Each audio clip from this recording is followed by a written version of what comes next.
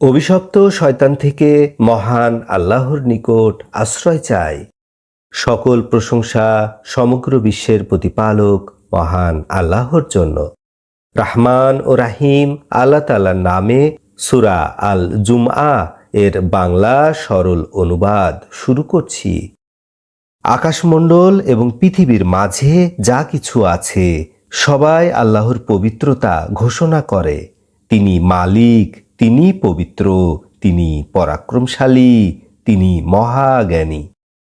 তিনি উম্মীদের মধ্যে একজন উম্মী রাসূল পাঠিয়েছেন, যে তাদের কাছে আল্লাহর আয়াতসমূহ পাঠ করে শোনান এবং তাদেরকে পবিত্র করেন এবং তাদেরকে কিতাব ও হিকমাত শিক্ষা দেন, এবং ইতিপূর্বে নিশ্চয়ই তারা ছিল স্পষ্ট ভুল পথে।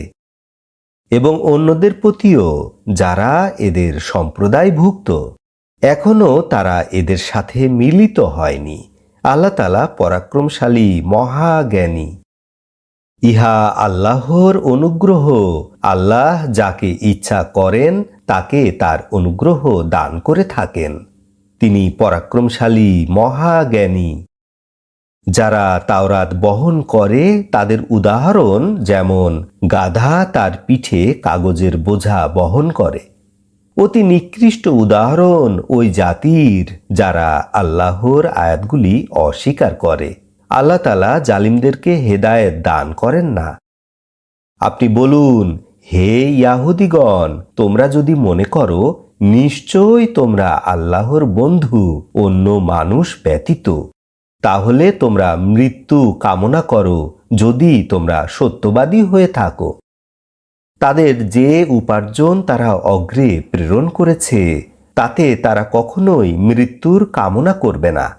আল্লাহ তাআলা জালিমদের বিষয় অবগত আছেন। আপনি বলুন, নিশ্চয়ই মৃত্যু যা থেকে তোমরা পলায়ন করছো, অবশ্যই উহা তোমাদের সাথে সাক্ষাৎ করবে।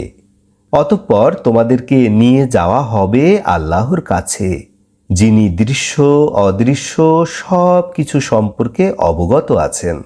তিনি তোমাদের আমল সম্পর্কে খবর জানাবেন যা তোমরা করতেছিলে। হে ঈমানদারগণ, জুমার দিনে যখন তোমাদেরকে নামাজের জন্য ডাকা হয় তখন তোমরা আল্লাহর স্মরণের দিকে দ্রুত অগ্রসর হও এবং বেচা কেনা ছেড়ে দাও।